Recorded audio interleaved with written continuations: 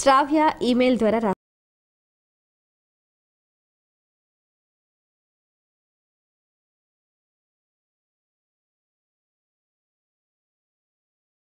రాహు కుజవత్ కేతు అని ఒక స్తోత్రం ఉంది, ఒక వాక్యం ఉంది. రాహు పరంగా ఆలోచన చేసినప్పుడు దుర్గాపరమైనటువంటి అర్చనలు చేస్తే ఈ రాహువు సంబంధిత దోషాలన్నీ కూడా తొలగిపోతాయి అని మనకు శాస్త్రం చెప్తుంది. రాహువు ఎక్కడ ఉంటే విపరీతమైన దోషం కలిగిస్తాడు అంటే పంచమంలో ప్రధానంగా దోషం కలిగిస్తాడు. అలాగే రాహు ఏ ఇంట్లో ఉన్నా కూడా ఆ ఇంటిని ఆ భావాన్ని పాడు చేస్తూ ఉంటాడు.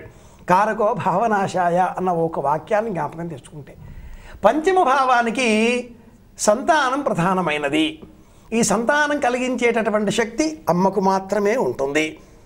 కనుక రాహు సంబంధిత దోషాలన్నీ కూడా మాటతో కానీ, సంతానంతో కానీ, ధనంతో కానీ, లోక వ్యవహారాలతో కానీ ముడిపడి ఉంటాయి. రాహువు ఔద్ధత్యం కలవాడు అంటే విపరీతమైన అహంకారానికి ప్రతీక. తల మాత్రమే లేదు కనుక ఏదీ నా తల అని పైకి చూస్తూ ఉంటాడు. రాహువు ఎప్పుడు కూడా తల ఎత్తి ఇలా అహంకారంగా, వాడు తల లేదు వెతుకుతూ ఉంటాడు. కేతువుకి శరీరం లేదు కాబట్టి వాడు పెసిమిస్టిక్ భావజాలంతో, నిరాశాపూర్వకమైన ఆలోచనలతో కింద వెతుకుతూ ఉంటాడు. మనిషిలో ఉండే అహం పెరిగితే వాడిలో రాహు బాగా ఉంది అని అర్థం. నాకేం తెలియదు, నేను ఇంతే అనుకుంటే వాడు కేతు సంబంధమైన నక్షత్రాలు మూల, మఖ ఇలా చెప్పుకోవాలి. స్వాతి ఇలాంటి నక్షత్రాలలో రాహు సంబంధితమని చెప్తారు. కనుక రాహువు అహంకారకారకుడు.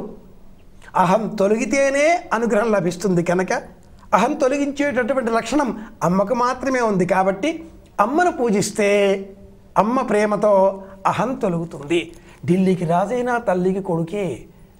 ఎంత డబ్బు, ఎంత వ్యవహారం, ఎంత అధికారం ఉన్నా అట్లాంటి వాడిని కూడా ఒరేయ్ అని పిలిచేటటువంటి హక్కు అమ్మకు మాత్రమే ఉంటుంది. కనుక అమ్మ దగ్గర ఎంతటి వాడైనా అణిగి ఉండాలి. రాహు స్తోత్రం చేస్తే లాభం కలగదు, కానీ దుర్గా స్తోత్రం చేస్తే రాహు దోషాలు ఇందుకే తొలగిపోతాయి. అందుకే చెప్పారు.